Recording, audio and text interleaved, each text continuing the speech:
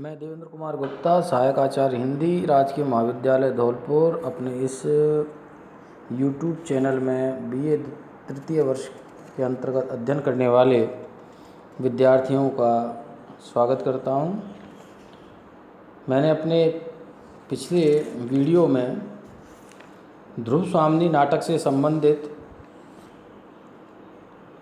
एक वीडियो डाला था।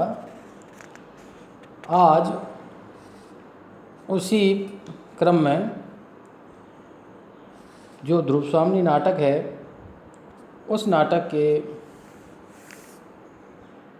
पृष्ठ संख्या 9, 10 और 11 का अध्ययन हम इस वीडियो के अंतर्गत करेंगे।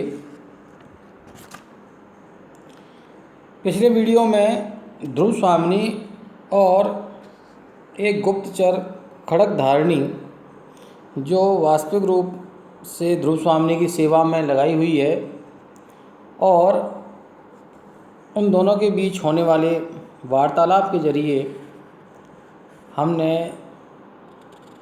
इस नाटक में जो दोनों के मध्य जो विचार विनिमय हुआ है उस पर चर्चा की थी। आज उसी चर्चा को आगे बढ़ाते हुए ध्रुव स्वामिनी आकाश की ओर देखकर, वह बहुत दूर की बात है, आह कितनी कठोरता है, मनुष्य के हृदय में देवता को हटाकर राक्षस कहाँ से घुस आता है। कुमार की स्निग्ध, सरल और सुंदर मूर्ति को देखकर कोई भी प्रेम से पुलकित हो सकता है, किंतु उन्हीं का भाई आश्चर्य। ध्रुव स्वामिनी का जो परिणय है, वह परिणय रामगुप्त के साथ हुआ है, और रामगुप्त गुप्त साम्राज्य का शासक है। लेकिन एक शासक में जो गुण होने चाहिए वह उन गुणों से हीन है। केवल जन्म की ज्येष्ठता के आधार पर ही उसको यह पद प्राप्त हुआ है। उसके अंदर पुरुषोचित और राजयोचित जो गुण हैं उनका सर्वथा अभाव है। ध्रुव स्वामिनी उसी क्रम में कह रही है कि आह कितनी कठोरता है, मनुष्य का जो हृदय है, उस हृदय में देवत्व के स्थान पर कठोरता का आ जाना, ये उसकी दृष्टि में उचित नहीं है। दोनों भाइयों में कितना अंतर है। राजकुमार चंद्रगुप्त स्निग्ध हैं, सरल हैं, सुंदर हैं, और उनको देखकर कोई भी व्यक्ति को उनसे प्रेम हो सकता है। लेकिन उनके जो भाई रामगुप्त हैं, उन्हें देखकर किसी को भी प्रेम होना असंभव है, क्योंकि उनके अंदर कोई भी ऐसा गुण परिलक्षित नहीं होता। खड़गधारणी, कुमार को इतने से ही संतोष होगा कि उन्हें कोई विश्वास पूर्वक स्मरण कर लेता है। रही अभ्युदय की बात, सो तो उन्हें अपने बाहुबल और भाग्य पर विश्वास है। राजकुमार हैं, शासक नहीं हैं, लेकिन कहीं ना कहीं उनका शासन समस्त प्रजा और ध्रुव स्वामिनी के हृदय पर यहाँ दिखाई दे रहा है। और जो खड़गधारणी है, जो इस बात के लिए ही नियुक्त की गई है कि वह पता लगा सके कि वास्तव में ध्रुव स्वामिनी की अब प्रेम किसकी ओर है, रामगुप्त की ओर अथवा चंद्रगुप्त की ओर। ध्रुव स्वामिनी, किंतु उन्हें साहस का ऐसा कोई काम न करना चाहिए जिनसे उनकी परिस्थिति और भी भयानक हो जाए। खड़गधारणी खड़ी होती है। अच्छा, तो अब तू जा और अपने मौन संकेत से किसी दासी को यहाँ भेज दे, मैं अभी यहाँ बैठना चाहती हूँ। वह ध्रुव स्वामिनी उस खड़गधारणी को आगाह करती है कि यदि चंद्रगुप्त किसी भी प्रकार का ऐसा कोई कर्म करना चाहते हैं जो रामगुप्त के विरुद्ध है, तो उन्हें ऐसा नहीं करना चाहिए। दासी। देवी सायंकाल हो चुका है, वनस्पतियां शिथिल होने लगी हैं। देखिए ना, व्योम विहारी पक्षियां, आकाश में विचरण करने वाले पक्षी और उनका झुंड भी अपने नीड़ों अर्थात अपने घोंसलों में प्रसन्न कोलाहल से लौट रहा है। क्या भीतर चलने की अभी इच्छा नहीं है? ध्रुव स्वामी, चलूँगी क्यों नहीं, किंतु मेरा नीड़ कहाँ, मेरे लिए घर कहाँ जहाँ मैं जाना चाहती हूँ? वह तो स्वर्ण पिंजर है, वह तो सोने का बना हुआ पिंजरा है। क्योंकि दास्ता में जो व्यक्ति रहता है उसको कोई सुख नहीं मिलता। पराधीन सपने सुख नाही, ये युक्ति आप सभी ने सुनी होगी। करुण भाव से उठकर दासी के कंधे पर हाथ रखकर चलने को उद्यत होती है। नेपथ्य में कोलाहल, महादेवी कहाँ हैं, उन्हें कौन बुलाने गई है? ध्रुव सामने हैं, यह उतावली कैसी प्रतिहारी? प्रवेश करे घबराहट से, भट्टारक इधर आए हैं क्या? भट्टारक अर्थात वह शासक राजा रामगुप्त के बारे में पूछ रहे हैं। ध्रुव सामने व्यंग से मुस्कुराते हुए, मेरे अंचल में तो छिपे नहीं है, देखो किसी कुंज में ढूंढो। प्रतिहारी सब भ्रम से, अरे महादेवी क्षमा कीजिए, युद्ध संबंधी एक आवश्यक संवाद देने के लिए महाराज को खोजती हुई मैं इधर आ गई हूँ। ध्रुव स्वामी होंगे कहीं, यहाँ तो नहीं है। उदास भाव से दासी के साथ ध्रुव स्वामी का प्रस्थान। दूसरी ओर खड़ग धारणी का पुनः प्रवेश और कुंज में से अपना उत्तरीय संभालता रामगुप्त निकलकर एक बार प्रतिहारी की ओर और फिर खड़ग धारणी की ओर देखता है। प्रतिहारी, जय हो देव, एक चिंताजनक समाचार निवेदन करने के लिए अमात्य ने मुझे यहाँ भेजा है।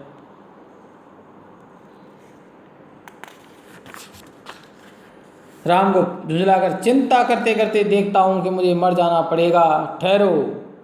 खड़ग धारणी से, हाँ जी, तुमने अपना काम तो अच्छा किया, किंतु मैं समझ ना सका कि चंद्रगुप्त को वह भी प्यार करती है अथवा नहीं। एक शासक के समक्ष राज्य की चिंता से अधिक उसकी व्यक्तिगत चिंता है कि उसकी पत्नी किसे प्रेम करती है और किसे प्रेम नहीं करती है।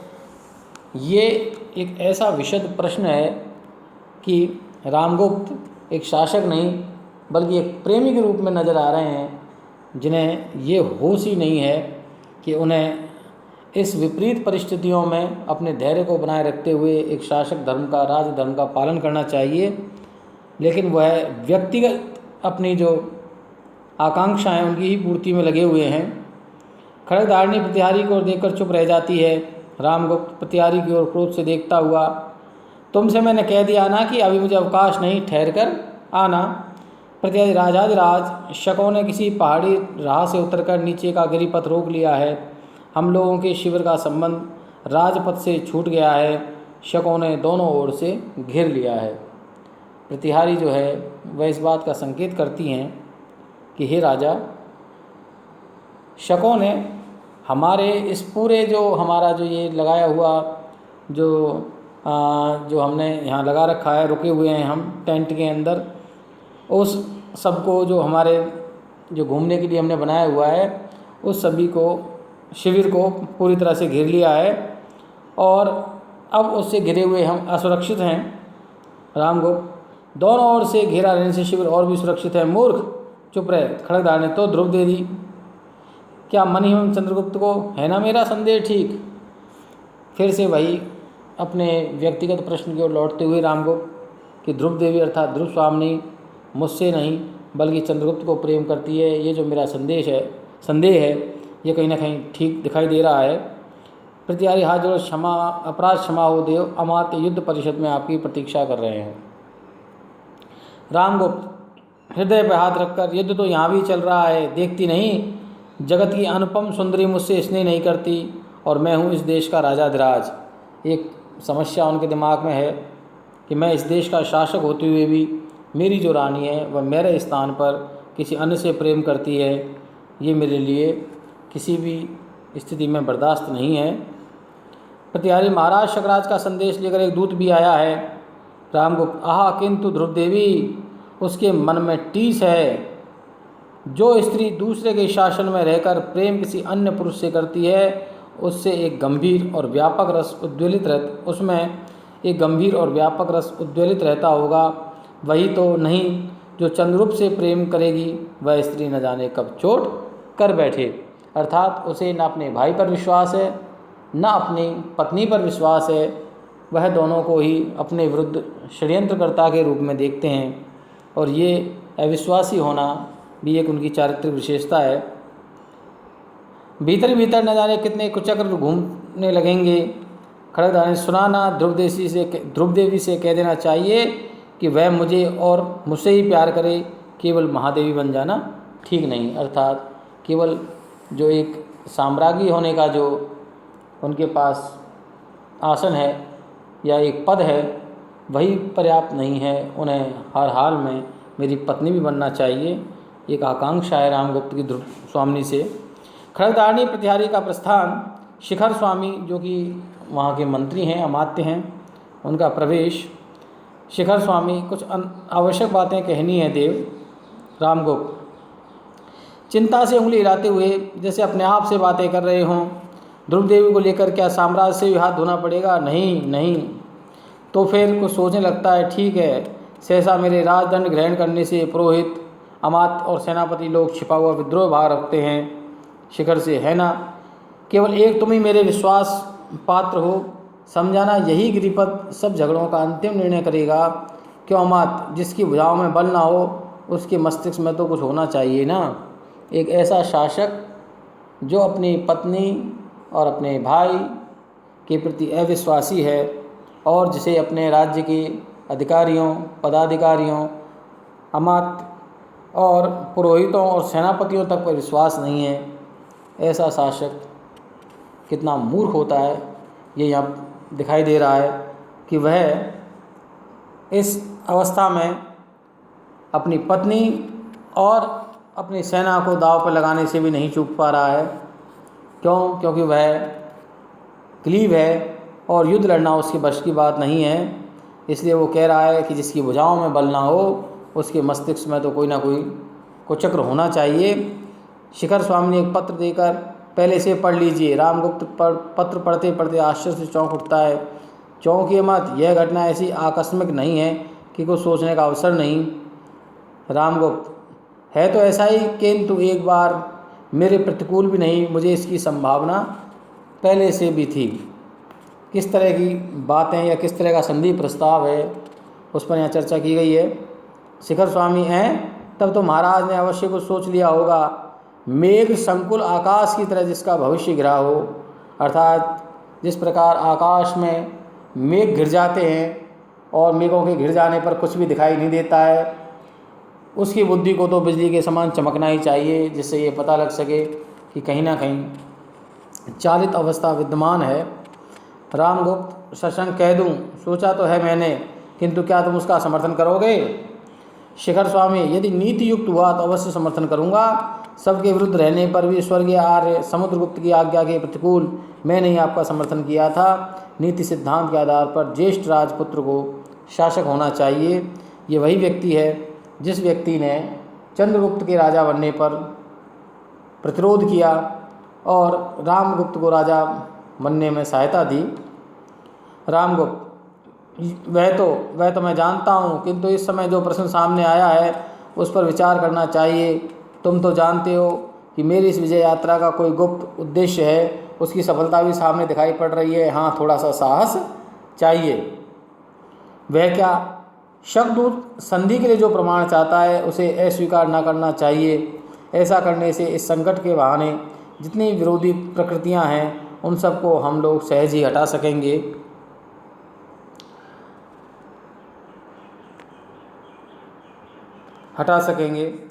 शिखर स्वामी, भविष्य के लिए वह चाहे अच्छा हो, किंतु इस समय तो हमको बहुत से विघ्नों का सामना करना पड़ेगा।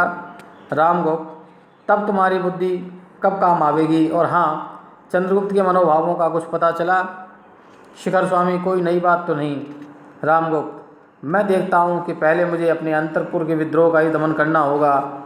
निस्वार्थ होकर ध्रुवदेवी के हृदय में चंद्रगुप्त की आकांक्षा धीरे धीरे जाग रही है।